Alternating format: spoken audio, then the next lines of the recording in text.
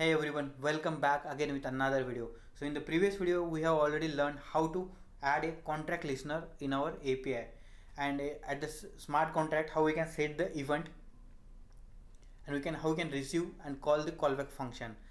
In this video we are going to learn how to set a block listener so that whenever new blocks get created we can get a data for that block, and we can just save that data if necessary for the analytical purpose. So let's jump into the VS Code and see the how we can implement that part.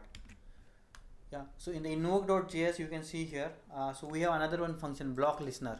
So in the block listener, this function is already available inside the listener.js, and we can see this part, block listener. So in this event we'll get all the data related to that block, like event block number to string. Here we are just trying to fetch the block number, transaction events. So we'll get a multiple transaction from that block, because block can have multiple transaction depending on the configuration which we have configured in Genesis block, like maximum transaction batch time and batch size. Right now the configuration is 10 transactions per block maximum, so maximum 10 transaction could be there. But even though, if we can have only one transaction actually in a single block, it depends on that parameters, batch size and batch time. So in case if we have multiple transactions, we are just looping around this and just showing the transaction data which we have already done in contract listener, and here we are doing the same thing. So we will get an array of the data, so we are just iterating through this and showing the data. So let's start this. For adding this block listener, we don't require to do anything at the smart contract. The only thing we have to do on the network, when we are getting a network here, so we get a network object. So on this network object we have to just add a block listener. So I'm just commenting this contract listener part for the time being, so that we can just check the data displayed on the terminal. Okay, so now here our network is already up and running, our smart contract is already deployed. The only thing we have to do, invoke the transactions and just wait for the creation of the block, so that once the block get created, this data will get a data here, and this function as a callback function will get triggered, and we can do whatever we want in this function. Like we will get the event, so inside event we will have all the necessary data related to that block, and using that data we can just iterate to it and get necessary data, save it to the some other database for the analytical purposes, so that you can just run the queries on the data.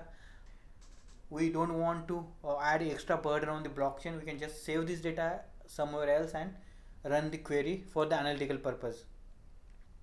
So right now, so just I'm invoking the one transaction from the Postman again here, add car. So right now we will be adding for the ID 35, and we are invoking the transaction, like creating the car. This is the function, this is the smart contract on this channel, and this is the arguments. So I'm just sending it, send.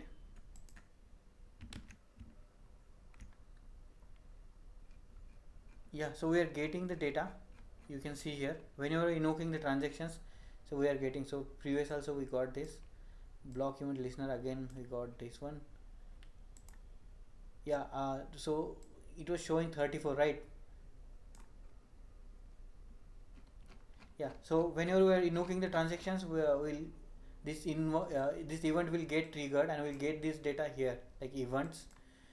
So this event will have all the information related to that block, having block number, transactions, events.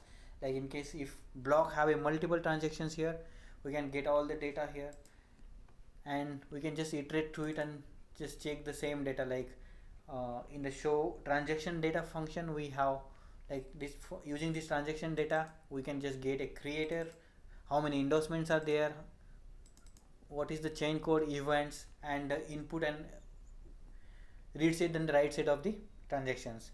So another one thing, so from the Postman also we can just fetch the block, latest block. Let's see and check. I don't know if we have a 10 block, but let's check if we have 10 block.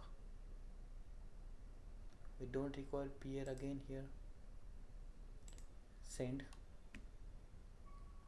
Yeah, we have 10th block. So again this block will have a number of transactions depending on our configuration. So but right now I think we have only one transaction within this block. So again, for each transaction we'll have the same parameter which we fetch for the transaction ID. Again, creator, who is the creator, that's all the information will be available inside this block as well. Let me show you again one more thing.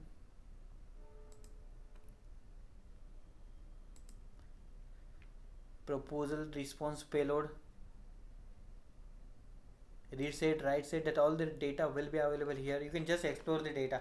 This is in the form of buffer. You can just convert it into the string, but just by doing toString for this object, like payload.type, you can just do it a toString payload.data in the JSON. Maybe just explore this part. We have all the necessary details here in these blocks. So the same block data we are getting in the event as well. Maybe you can just print it here, just play around this part and check what kind of data it has, what is the important of the data, what kind of data we can store, or maybe you can just play around these events and the block listeners, contract listener and the block listener, and just check how can you set the block listener and the contract listener. And in case of we have multiple different type of the events, we can just set it here in the smart contract. You can just play around that and just check if that events are getting triggered properly or not. For analytical purpose, I have already done some work here. You can see,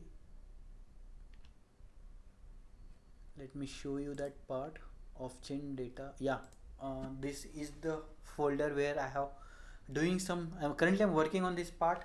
So for analytical purpose, you can just store this data somewhere, maybe in the CouchDB or MongoDB, and just you can pull this data to the some data warehouse, or directly maybe on some Tableau or maybe Metabase for the visualization on the UI, and just check the what kind of data you have.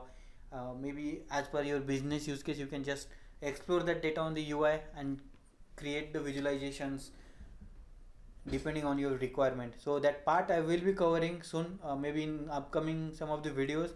That is not completed yet, so I am currently working on that. But meanwhile, how we can set a contract listener or the block listener in our Fabric network. So even for the multiple events, we can just do the same things. Like for each function, I mean, we have a different function in the smart contract. Just try to add these different type of say events and just pass the necessary data what you want to pass from here. These events will get triggered because we are adding those listeners here, and these listeners will get triggered once we're getting this event. And this kind of callback functions we are going to call, so where we'll get event as a parameter, and inside this event we will have all the necessary data. Just play around that part. We have a payload, what exactly payload is, how event name we can get from the event, or maybe how get transaction events we can get from this event. This all the information we can just get it. For the blocks, we will have multiple events. For the single contract listener, we'll have a single transaction event. So this is the only difference, and we will get the exactly same data, transaction data, inside the transaction event. And we can just call this method show transaction data, and just check who is the creator, endorsement, endorsers, chain code, what are the read set and the write set, and event as well. We can just get the data like related to the event. So just before some time, we have already seen in the Postman, in each transaction and block we have events. If we are setting it at this function, and for that, if we are calling the same function, this data will get added, this event data will get added into the block as well, transactions. Another one thing I want to mention here, for the private data, in case if we have a private data and we are doing some operations at the smart contract level with the private data, then we might get data like private data in the transaction event. Okay, so here using this private data object, we can just iterate through the read write set, and we can just get the necessary data. Like here, namespace of the trans events dot private data dot nw private read write set, and here we can again just iterate through. We'll get this kind of data, just iterate through it and get the necessary data. Like here right now we are just read set and the key value, write set key value. We are just trying to get the read set and the write set, if that is deleted or not. This data we can get using this. I'm not going to cover this part because I already covered private data collection in the one of the previous video. We are not going to implement it again here. In case if you missed it, just go through those video and just try to implement this part as well, and let me know in case if you are facing any issue. Maybe we can just implement in case if you are facing any kind of issue. That's it for this video. Thank you so much for watching. Stay tuned for the more update.